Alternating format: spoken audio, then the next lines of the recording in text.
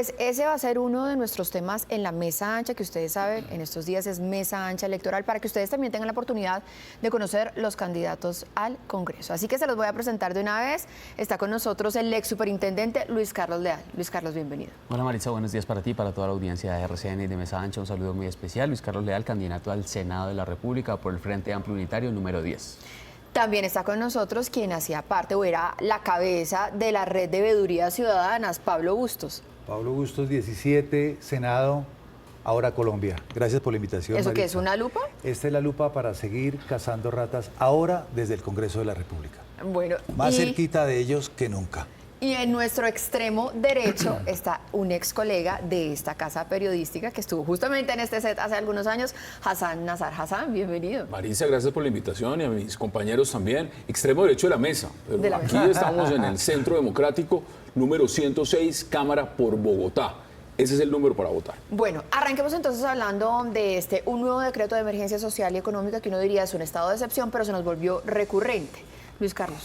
Yo creo que más allá de pensar si es un estado recurrente o no, hoy hay un estado claramente de anormalidad que afecta la vida, la salud, la dignidad, la vivienda, las condiciones económicas de muchas personas en 8 departamentos del país, en el que claramente tenemos que hacer todos los esfuerzos para que estas personas puedan recuperar su dignidad, para que podamos tener condiciones de salud adecuadas, para que podamos recuperar la protección de las personas independientemente de al lanzar digamos, claro, falsas acusaciones o juzgos, o temas para juzgar. Yo creo que lo que nos toca sí es hacer un esfuerzo real por las familias y por lo que están viviendo hoy en esta situación. Claro, uno dice, aquí realmente hay una situación imprevisible, sobreviviente, tenemos que sacarnos ya la plata, lo que sea del bolsillo para atender a tantas familias que están afectadas por el invierno, pero son 8 billones de pesos y que llegan además cuando el gobierno hace tan solo unas semanas declaró una emergencia económica y social nacional. Pablo. Es un desastre el gobierno nacional cuando pretende cada 8 días imponer un estado de cosas excepcional, es decir, decretar una emergencia. Estamos peor que en los tiempos del estado de sitio, que se volvió nuestro estado de cosas permanente. Indudablemente salta a la vista la importancia y necesidad de una declaratoria de emergencia económica, pero las formas y fuentes, la manera de tramitarse y la falta de garantías de transparencia lo que dejan es estos recursos ávidos para las próximas campañas de Congreso y presidente. Ese es un escenario proselitista a falta de escenarios de control y vigilancia y de atención directa a las víctimas. Acá podemos reeditar lo que ha ocurrido del eje cafetero o lo que ha ocurrido en este gobierno, el desastre mismo de la salud, o lo que este mismo gobierno está haciendo con el canal del dique. Emergencias como estas para la cual se destinaron billones de pesos, hoy día las ha sacado del presupuesto nacional, sí, o casi abocando a demandas nacionales e internacionales. Esto no es garantía de nada. Una emergencia apenas es un beneficio que se abroga del gobierno nacional, pero cuyos resultados están por verse. Hassan. No, Maritza, mire, yo le voy a decir las cosas que además lo vemos todos. Viniendo para acá, mire el dato. La Contraloría revela que en enero de este año, antes de la entrada de la ley en vigencia de garantías, Gobierno Nacional suscribió 164.000 contratos, 14.8 billones de pesos. Billones de pesos. Esto es sencillamente inaceptable. Aquí no es que no haya la plata, es que se la han robado. Lo que pasó con la Unidad de Gestión del Riesgo y Desastres es un elemento que no es una casualidad. Hay personas empezando que están desde el Gobierno Nacional, empezando por Ministro de Hacienda, Ministro del Interior, funcionarios, ambos presidentes del Congreso. ¿Por qué? Por robo de los recursos de esa entidad que es la que atiende los desastres. El manejo económico que ha hecho el gobierno Petro ha sido desastroso y está chantajeando a la Corte Constitucional para que saque adelante un decreto de una emergencia económica en un momento en que no se debía. Ahora hay una emergencia, claro que la hay, pero los recursos se los robaron. Y lo que están haciendo es malgastando el dinero público en contratación directa de muchas personas para un tema electoral. Ahí se está yendo la plata. Sí. Entonces, no vengan ahora a decirnos a todos los colombianos que es que no habían recursos. Claro que hay recursos, pero los han malgastado. Y lo que tenemos que ver ahora es las responsabilidades de la entidad que tenía que atender y tener la caja líquida para poner y atender esos desastres. ¿Dónde están esos dineros? Robados. Sí. Entonces, la medida que está proponiendo el gobierno es absolutamente descabellada. Y lo decía un experto como el exministro Restrepo. ¿Cómo así que ahora van a chantajear en todo el sector privado? Y le van a decir a las empresas que les van a poner un impuesto al patrimonio. Eso es antitécnico. ¿Qué quieren? ¿Quebrar también a la industria? Sí. ¿Quebrar al sector privado? Sí, señor Pablo, usted me acaba de Este pedir es un otra. dinero para la corrupción y el desgreño. La contratación de emergencia, es decir, directa, termina siendo una caja menor, peor que la de la UNGRD. Al control y a la deriva de nadie. Acá los damnificados seremos todos y todas los colombianos y colombianas. Estos dineros no tienen garantía de transparencia, de uso adecuado para el propósito y no hay garantías, por supuesto, para quienes apostamos a un certamen electoral en igualdad de condiciones. ¿Sabe qué significa eso, Marisa, para las próximas elecciones? Que candidatos del gobierno vayan a ofrecer esas ayudas y nosotros tratemos de llegar simplemente con nuestra inocente lupa a tratar de competir con la maquinaria oficial. Creo que ustedes acaban de poner un tema sobre la mesa que es muy importante también discutir alrededor de este decreto de emergencia económica y social, y es la confianza que hay detrás de esas buenas intenciones del gobierno nacional, porque nadie puede negarse a decir que esto es definitivamente una situación imprevisible, pero la confianza de que se dé justo en ese momento cuando estamos en plena época electoral y cuando hubo lo que para muchos fue una especie de chantaje con la Corte Constitucional de si ustedes no me levantan la suspensión del decreto de emergencia económica, entonces decreto esta emergencia económica y social. Pero en el decreto de emergencia, y aquí es donde voy a poner otras cuentas, en el decreto de emergencia nacional se destinaban 0.5 billones de pesos para atención de variabilidad climática. Entonces, ¿por qué ahí las cuentas eran de 0.5 billones de pesos y ahora el gobierno dice que son 8 billones de pesos, Luis Carlos? Porque la realidad cambió. 180% mayor pluviosidad en varios departamentos de nuestra costa Caribe. Hoy vemos inundaciones que sobrepasan los techos de las personas. Hoy vemos cómo las familias han perdido sus viviendas. Hoy vemos cómo está en riesgo su salud, su integridad, donde perdieron todo el patrimonio. Sí. Entonces, claramente es importante atender esta necesidad. Claramente se necesita un esfuerzo técnico, se necesita un esfuerzo económico.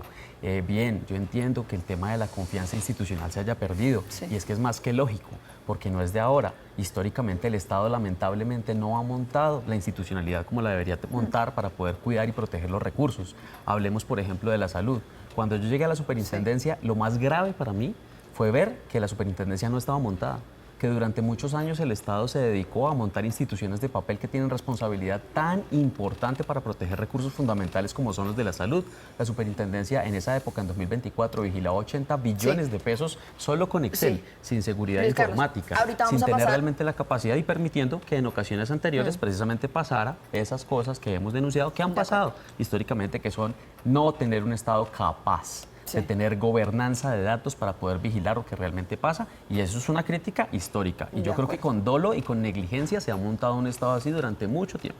Claro, de ¿Y lo de acuerdo. las hojas de vida qué? Aquí, miren, vamos a pasar ahorita al tema de salud, pero yo quiero poner otra cifra sobre la mesa que también están, digamos, presentando los expertos, y es, si la emergencia económica y social le cuesta 8 billones de pesos al Estado, lo que dicen es el incremento del salario mínimo para la nómina del Estado fueron 7 billones de pesos.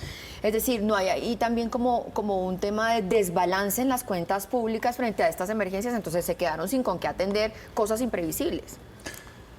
Pero más sencillo, Maritza, se roban 80 billones de pesos al año, con lo cual podríamos pagar 10 tragedias como las de esta. Podríamos construir casi que 300.000 casas al año. Tendríamos que olvidarnos de realizar una sola reforma tributaria. Nos ahorraríamos 3 al año. En últimas, este gobierno dio cuenta de la inmensa incapacidad para confrontar el problema principal del país, que es la corrupción, y sobre todo, ha habido saqueo del erario público. Por eso nos encontramos con estas emergencias como una sorpresa, cuando el cambio climático, la pluviosidad, el tema medioambiental global hace parte de estas como una de las previsiones normales de los desastres naturales a nivel global. Este es el catálogo fundamental con que nos llegó la promesa de Petro fallida, de su gabinete, y además de su Congreso. Maritza, es muy sencillo. El escenario, nunca hemos tenido una situación distinta en la costa Caribe y, digamos, en La Mojana, en Córdoba. Esto se ha visto. El problema es que se robaron los recursos y la gente está indignada por una razón, es una razón técnica. ¿Cómo es posible que la entidad que tiene que manejar los recursos para atender las emergencias no tenga la capacidad de hacerlo? Porque se robaron la plata para hacer política, para comprar congresistas en el Congreso. ¿Cómo es posible que sí haya plata para hacer contratos de prestación de servicios por 14 billones de pesos, pero no haya 8 billones para atender una emergencia. Entonces, la realidad es esta. Demos gracias que no nos tocó atender una emergencia sanitaria como una pandemia como este gobierno, porque no hubieran llegado absolutamente nada. Si no son capaces de atender una emergencia por lluvias, imagínense lo que hubiera sido en manos de Gustavo Petro atender una crisis del COVID-19. Sí, mire, tenemos que hablar ahora sí del tema de salud. Me está quedando muy poquito tiempo, pero tengo que aprovechar que aquí está Luis Carlos Leal, porque la salud es el tema al que aquí en Noticias RCN le ponemos el ojo todos los días, presentando los casos de muchos pacientes y muchos de ellos pacientes que se quedaron sin tratamientos de EPS intervenidas. Y Luis Carlos, usted hace algunos días hizo una denuncia que es muy grave, y es que Laura Sarabia, en ese momento que estaba dentro del gobierno nacional aquí en Colombia, que ahora es embajadora por fuera del país, le entregó unas hojas de vida. Y dice el presidente de la República que era gente que no era capaz. ¿Cuál es la realidad de eso? Porque Laura Sarabia dijo que eso era mentira. La realidad fue que efectivamente llegaron órdenes supuestamente de presidencia a través de la mano derecha de Laura Sarabia. Las órdenes nunca fueron cumplidas a ciegas. Todas las personas que fueron nombradas y designadas fueron cumplidas, todos los requisitos, todos pasaron por todos los filtros anticorrupción. Sí. Ninguna persona era un delincuente probado como para poder decir sí o no puede estar en un cargo, porque así se cumplen las cosas. Pero y todo está en conocimiento de la Fiscalía General de la Nación. Nosotros mismos, porque es que hay dos cosas que lamentablemente la gente no entiende. Sí. Una intervención no es la solución. Sí. ¿Por qué? Porque históricamente el Estado ha permitido que se roben las cosas y que se roben la plata pero de la salud. Pero si no es la solución, entonces ¿por qué intervenían? Porque es la herramienta que existe hoy, legal, y además es la responsabilidad que tiene el Estado de cumplir la ley. Pero entonces, ¿puedo explicar? No, por supuesto. No, Luis Carlos, usted tiene la palabra. No. Ambos están interrumpiéndome cada vez que trato de hablar y es muy difícil entonces poder expresar la idea, ¿sí? Entonces, una intervención claramente no es la solución. De hecho, eso ya lo hemos visto durante mucho tiempo. ¿Qué pasó con la intervención de Saludcop? ¿Qué pasó con Medimás, Cruz Blanca? ¿Qué pasó con Café Salud? Definitivamente no es la solución y todas terminan lamentablemente liquidadas, afectando lo que ha afectado a la salud. Por eso el Gobierno Nacional ha planteado en distintas oportunidades una solución de raíz. ¿Qué pasa hoy con los recursos de la salud? Hacemos una vaca colectiva, que son recursos públicos, y obligatoriamente... Que son recursos públicos que aportan los colombianos vía impuestos, Claro, ¿no? todo es del Estado, es de nosotros. Obligatoriamente y por ley, quien lo maneja, quien tiene la posibilidad de a dedo hacer lo que hacen hoy con la plata de la salud, son 29 empresas.